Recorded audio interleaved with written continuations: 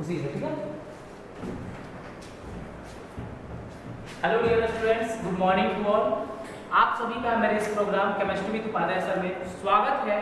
जैसा कि स्टूडेंट्स हम लोग सॉल्यूशन के वीडियोस को और सॉल्यूशंस के जो हर एक टॉपिक हैं एक वीडियोस के माध्यम से हम लोग टॉपिक को आगे बढ़ाने की कोशिश कर रहे हैं, और जिससे कि आपकी जो पढ़ाई है वो कंटिन्यू हो सके और हम लोगों का ये क्लास इस लॉकडाउन के इस क्रिटिकल कंडीशन में भी जो आपकी पढ़ाई है वो ना रुके। इसलिए हम लोग वन बाय वन करके आपके एजुकेशन के प्रति डेडिकेटेड हैं और ये चाहते हैं कि आपकी पढ़ाई बिल्कुल ना रुके। इसलिए आप सभी इस वीडियो को, इस क्लास को शुरू से लेकर के लास्ट तक आप देखते रहें, बने रहें, क्योंकि इसमें आपको बहुत इंपॉर्टेंट टॉपिक का डिस्कशन होने जा रहा है जो आपके बोर्ड एग्जाम के लिए बेहद इंपॉर्टेंट टॉपिक होगा। इसके बारे में हम डिस्कस कर रहे हैं। तो आइए स्टार्ट करते हैं। आज का टॉपिक जो है हमारा टॉपिक है क्या, इसके बारे में हम जानते हैं। बच्चों आज का टॉपिक जो आपका है ये है गैस लिक्विड सॉल्यूशंस। मेरे प्यारे बच्चों, जो आज की आपकी टॉपिक है उसे अंग्रेजी में गैस लिक्विड सॉल्यूशंस, जिसे हिंदी में गैस द्रव विलयन कहा जाता है। हिंदी में गैस द्रव विलयन कहा जाता है। और इसी गैस द्रव विलयन की व्याख्या एक साइंटिस्ट हेनरीज ने किया था, जिसे हेनरीज लॉ के नाम से जानते हैं। बच्चों एक साइंटिस्ट थे हेनरी, उनके नियम के नाम से इस गैस द्रव विलयन की व्याख्या की जाती है, जिसे हम लोग हेनरी नियम के नाम से भी जानते हैं। ओके, अब हम लोग बात करते हैं कि जो हेनरी का नियम है ये क्यों गैस द्रव विलयन के लिए ही है। तो हेनरी का नियम जो है गैस द्रव विलयन के लिए इसलिए है क्योंकि हेनरी ने गैसों की विलयता के बारे में जो है द्रव में अध्ययन किया और उसको प्रस्तुत किया, जिसकी वजह से हेनरी का ये नियम गैस द्रव विलयन के लिए एप्लीकेबल होता है। वैसे यह जो विलयन होता है यह विलयन द्रवीय विलयन कहलाता है। यह जो है द्रवीय विलयन कहलाता है। तो आइए जानते हैं हम लोग हेनरी का नियम क्या है। अब हेनरी का नियम आपको जनरली जो सोडा वाटर वाला, जैसे हम लोग मार्केट में जो नुक्कड़ पे जो सोडा वाटर की जो गाड़ियां होती है जिसमें लगा होता है, तो ये सोडा वाटर वाला या कोई भी सॉफ्ट ड्रिंक जो शीतल पेय पदार्थ होते हैं जिन कंपनियों से बन करके आते हैं, वे कंपनी वाले आपको इस हेनरी के नियम को अच्छी तरह से समझा देंगे जो कि क्या होता है। वैसे आपको क्लियर करा देना चाहता हूं। देखिए पहले हम इसको विजुअलाइज कर लेते हैं कि हेनरी का नियम क्या होता है। और हेनरी के नियम के लिए जो फैक्ट्रियां होती हैं जो इस नियम के अनुसार इस नियम का उपयोग करके जितने भी शीतल पेय पदार्थ होते हैं उनके फैक्ट्रीज में मशीन होते हैं। मशीनों में ऐसे खाने बने होते हैं जिसमें बोतल भर लगी होती है, सभी खानों में बोतल लगी होती है। और उसके बाद जो इसका एक और यहाँ से नोजल, सभी जो बोतल के ऊपरी सिरों से नोजल आता है और जो कि इन बॉटल्स में क्या होगा कंप्लीटली फिट हो जाता है, जहां से किसी तरह का कोई आदान प्रदान नहीं हो सके। अब इस नोजल के माध्यम से इसमें यहाँ पर एक बड़ी सी कार्बन डाइऑक्साइड की टंकी लगी होती है, जिस टंकी से इस नोजल पंपों के द्वारा बॉटल में कार्बन डाइऑक्साइड भरा जा सके।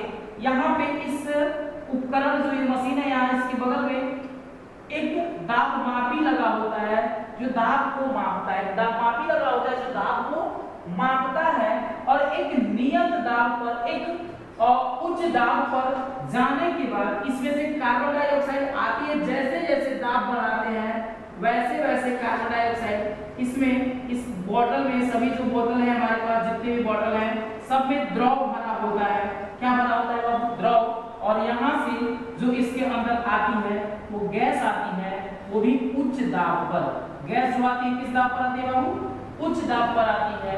तो उच्च दाब पर जब गैसों को, जितना ज्यादा गैसों के ऊपर दाब आरोपित किया जाता है वैसे वैसे गैसें धीरे धीरे इस द्रव में मिश्रित होती चली जाती हैं, मिलती चली जाती हैं। इसीलिए कहा जाता है कि जो हेनरी का नियम है वो गैसों की विलयता द्रव में बताता है। हेनरी का नियम जो है गैसों की विलयता द्रव में बताता है। मतलब कहता है कि कितने द्रव में कितनी गैसें घुली हुई हैं, इनकी मात्रा अगर जाननी है तो आप हेनरी के नियम का अध्ययन करो। मान लेते हैं हमारे पास 1 लीटर जल है जो कि द्रव अवस्था में है, और 1 लीटर जल में अगर कोई कहता है कि 400 ग्राम कार्बन डाइऑक्साइड घुला हुआ है, तो इसको घोलने के लिए जिस नियम की सहायता ली जाती है वह नियम हमारे पास होता है हेनरी का नियम कहलाता है। चलिए अब हम लोग हेनरी के नियम की बात करते हैं कि हेनरी के नियम में होता क्या। मान लीजिए हेनरी का नियम तो हमने देखा कि सर ठीक है, सर आपने बोला कि हेनरी के नियम में जो सोडा वाटर जो कोल्ड ड्रिंक होता है उसमें कार्बन डाइऑक्साइड मिला होता है। सर हम कैसे मानेंगे कि उसमें कार्बन डाइऑक्साइड मिला होता है? तो सबसे बड़ा उदाहरण आप एक्सपेरिमेंट खुद से कर सकते हो। आप कहीं मार्केट से जाकर के एक शीतल पेय पदार्थ जो कोल्ड ड्रिंक है एक बॉटल खरीद के ला सकते हो। वहां से करने के बाद उसको एक ग्लास में ढालकर हम लोग उसको तुरंत ड्रिंक कर लेते हैं, चख लेते हैं, और फिर दूसरे ग्लास में डाल करके दूसरे ग्लास को आधे घंटे बाद चखते हैं। दोनों में देखने में उसके टेस्ट में डिफरेंस आ जाता है, टेस्ट में अंतर, उसके स्वाद में अंतर आ जाता है। साथ साथ जो हम देखते हैं जब हम बॉटल को खोलते हैं तो उसमें कुछ बुलबुले बाहर निकलते हैं, राइट। वो बुलबुले जो होते हैं क्या जल के होते हैं? नहीं, वो बुलबुले जो होते हैं कार्बन डाइऑक्साइड के होते हैं, गैस के होते हैं। जो गैसें होती हैं बुलबुलों के रूप में बाहर आती हैं, क्योंकि उन गैसों को उच्च दाब पर, बहुत अधिक दाब पर इस द्रव में घोला गया रहता है, द्रव में मिलाया गया रहता है। लेकिन मिला करके उनके जो कैप होते हैं, जो उनका ढक्कन होता है, बंद किया गया रहता है। तो जब ढक्कन बंद कर दिया गया तो गैसों का दाब कांस्टेंट हो गया, नियत हो गया। लेकिन जब हम लोग उसको लाते हैं, जैसे जैसे उसके ढक्कन को खोलते हैं, गैसों का दाब अपने आप धीरे धीरे कम होता है। और जब गैसों का दाब कम होगा तो गैसें क्या होंगी? वाष्पशील होंगी, उड़ेगी। तो जब गैसें उड़ना प्रारंभ करती हैं, इसी कारण से वहां छोटे छोटे बुलबुले दिखाई देते हैं। क्लियर हुआ सभी को? ये रहा आपका हेनरी का नियम। हेनरी के नियम की व्याख्या गैसों की द्रव में विलेयता के आधार पर किया जाता है। हेनरी के नियम की व्याख्या गैसों की द्रव में मिलने की क्षमता, घुलने की क्षमता के आधार पर किया जाता है। अगर कोई आपके पास द्रव है तो उस द्रव में गैस को घोलने के लिए गैस की कितनी मात्रा आवश्यक है, उस वह मात्रा कितने दाब पर उन द्रव में घुल जाएगी सारी की सारी गैसें। इन सब का अध्ययन जो है हेनरी के नियम में हम लोग करते हैं। तो आइए हेनरी के नियम की परिभाषा देखते हैं। हेनरी का नियम जो है ये तो हम लोग का बहुत था एक्सपेरिमेंटल, ये प्रायोगिक था। लेकिन जो थ्योरेटिकल है, जो थ्योरी है हमारे पास, वो थ्योरेटिकल जो थ्योरी है वो क्या होगी, इसके बारे में आइए हम लोग बात करते हैं बच्चों। तो ये जो थ्योरेटिकल जो थ्योरी की हम बात करेंगे, हम लोग बोलेंगे कि हेनरी जो थे बोले थे कि स्थिर तापमान, मतलब स्थिर ताप पर हेनरी ने जो अपना प्रयोग किया था, हेनरी का प्रयोग स्थिर ताप पर हुआ था। वह स्थिर ताप पर, ध्यान दीजिए, स्थिर ताप पर किसी गैसीय विलेय पदार्थों, किसी गैसीय विलेय पदार्थों की विलेयता, किसी गैसीय विलेय पदार्थों की विलेयता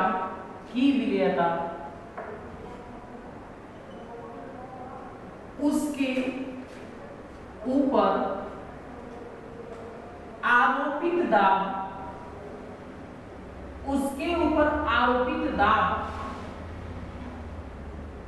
के समानुपाती होता है। बच्चों ध्यान देंगे हम लोग कि स्थिर ताप पर किसी गैसीय विलेय पदार्थों की विलेयता उसके ऊपर आरोपित दाब के समानुपाती होता है। मतलब हम यहाँ बोलेंगे कि जब किसी गैस को द्रव में घोलना है तो उस गैस के ऊपर दाब लगाना पड़ता है, दाब को आरोपित करना पड़ता है। तो जितना ज्यादा दाब आरोपित करेंगे उतनी ही ज्यादा मात्रा में गैस घुलेगी। तो जितना ज्यादा आपको गैस की मात्रा घुलेगी उतनी ही ज्यादा दाब क्या करना होगा, आरोपित करना होगा। इसीलिए इसीलिए कहा जाता है कि जो आरोपित दाब है उसकी विलेयता के समानुपाती होता है। मतलब हम लोग यहाँ बोलेंगे कि जो यहाँ पर हमारा है गैस की विलेयता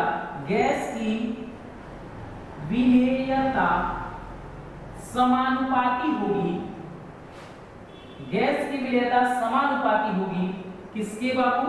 तो आरोपित दाब के, इसके आरोपित दाब के समानुपाती होती है।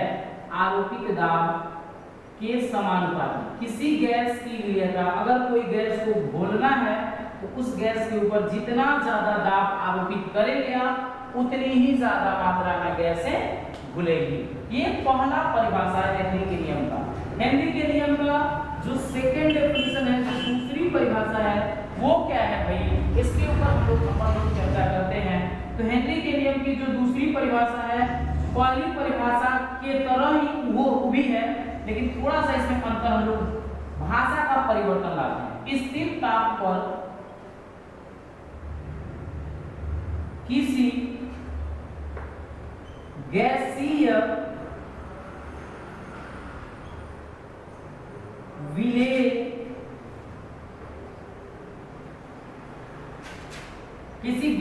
विलेय पदार्थों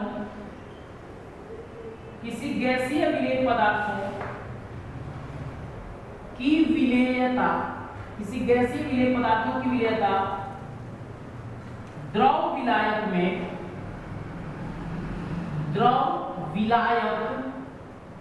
में उसके ऊपर मतलब किसके ऊपर? तो गैस के ऊपर, ध्यान दीजिएगा, उसके ऊपर मतलब गैस के ऊपर आरोपित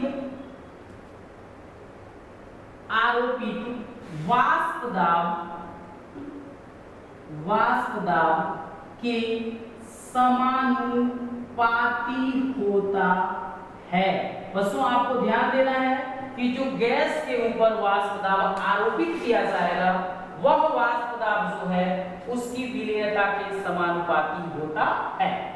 इसलिए हम लोग बात करते हैं नोट की, तो मैं पढ़ा चुका हूं कि किसी भी चाहे गैसीय पदार्थ हो या द्रवीय पदार्थ हो या ठोस पदार्थ हो, अगर उनकी विलेयता संबंधित कुछ बात आती है, मतलब उनकी मात्रा संबंधित कुछ बात अगर आती है, तो सबसे इंपॉर्टेंट जो हमारे पास सांद्रता पद है, मोल अंश, उसका अनुसरण करते हैं हम लोग यहाँ करेंगे क्या कि विलेयता,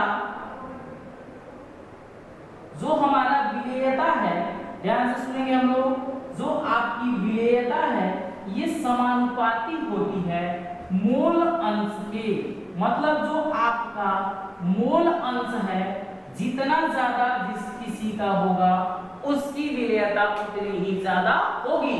और मोल अंश जो है, अगर हम मानते हैं कि विलेय और विलायक अगर है हमारे पास, तो विलेय और विलायक की मात्रा को बताता है मोल अंश।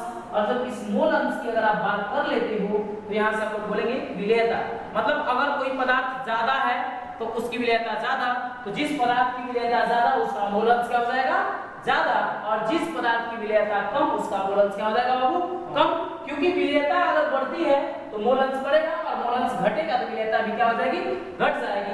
इस सिचुएशन में अगर हम लोग बात करते हैं हेनरी के नियम का, तो जो हेनरी का हमारा नियम है उस नियम के अनुसार हम लोग बोलेंगे कि अकॉर्डिंग टू हेनरीज लॉ, जो हमारे पास इक्वेशन आने वाला है, ये इक्वेशन क्या आने वाला है इसके ऊपर आप डिस्कशन कर सकते हैं। हेनरीज लॉ के अकॉर्डिंगली जो है आपके पास हम लोग बोले हैं कि विलेयता, ध्यान से देखिएगा बाबू, विलेयता समानुपाती होगा किसके?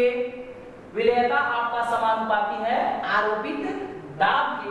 तो हम लोग यहाँ लिख देंगे डायरेक्ट आरोपित दाब। ओके, अब अगर कोई बच्चा कहता है कि जो दाब है हम लोग ऐसे इसको लिख सकते हैं कि नहीं लिख सकते हैं, हम लोग दूसरे शब्दों में अगर इधर वाले को इधर और इधर वाले को इधर इंटरचेंज करते हैं तो हम लोग लिख सकते हैं कि दाब जो होगा किसका, किसके ऊपर दाब आरोपित हो रहा है? गैस का। गैस के ऊपर लिखेंगे गैसों का वाष्प दाब, गैसों का वाष्प दाब समानुपाती होगा उनके विलेयता के, ऐसा बोला जा सकता है। तो यहाँ देखेंगे कि गैसों का जो वाष्प दाब है वो समानुपाती होगा विलेयता के, इसमें और इसमें कोई चेंजिंग नहीं है। तो यहाँ से हम लोग जब आगे बढ़ते हैं बाबू तो आप देख सकते हैं कि जो गैसों का वाष्प दाब है उसकी विलेयता के समानुपाती होता है। अब विलेयता जो है मोल अंश के बराबर होता है, तो इस स्थिति में हम लोग बोलेंगे कि गैसों का वाष्प दाब जो है बच्चों वो समानुपाती होगा मोल अंश के। किसके समानुपाती होगा? मोल अंश। जिस गैस के ऊपर जितनी मात्रा में दाब आरोपित करेंगे उस गैस की विलेयता, उस गैस का मोल अंश उतनी ही ज्यादा मात्रा में प्राप्त होगा, पाया जाएगा। इससे हम लोग ये स्पष्ट कर सकते हैं कि हमारे पास जो गैसें हैं उनकी मात्रा बढ़ती है द्रवीय विलयन में, लेकिन कब? जब उनके वाष्प दाब में वृद्धि की जाती है तब। तो इस स्थिति में हम लोग एक छोटा सा एग्जांपल लेते हैं और बोलते हैं कि माना कि कार्बन डाइऑक्साइड गैस को द्रवीय विलयन में घोला गया है, द्रव्य विलयन में घोला गया है, जिसका वाष्प दाब P तथा मोल अंश X है। अतः हेनरी नियम से, सभी लोग बोर्ड पे देखेंगे ध्यान से बाबू।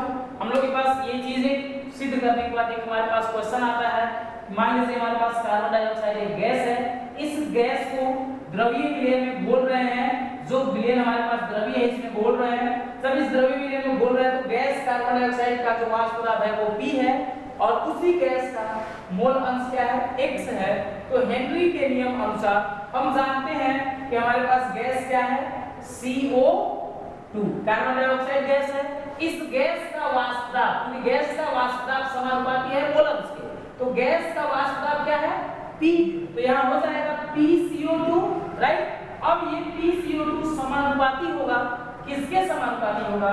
तो उसी गैस के मोल अंश के, मतलब जो CO2 का मोल अंश है वो कितना है? X है। तो लिख देंगे XCO2। तो ये रहा हमारा हेनरी के नियम से इस उदाहरण में PCO2 समानुपाती होगा XCO2 के। बच्चों अब यहाँ से हम लोग लिख सकते हैं कि PCO2 बराबर समानुपातिकता का चिन्ह हटाकर जब समानता का चिन्ह लाते हैं तो इस स्थिति में हमारे पास एक नियतांक आता है। जो नियतांक हमारा यहाँ हो जाएगा KH। क्या नियतांक हो जाएगा? KH, जिसे हेनरी के नियतांक के नाम से जानते हैं, KH into XCO2 कहा जा सकता है। तो जहां पर हम बोलेंगे कि जहां पर KH जो है हेनरी नियतांक है, KH जो है क्या बाबू? हेनरी नियतांक है।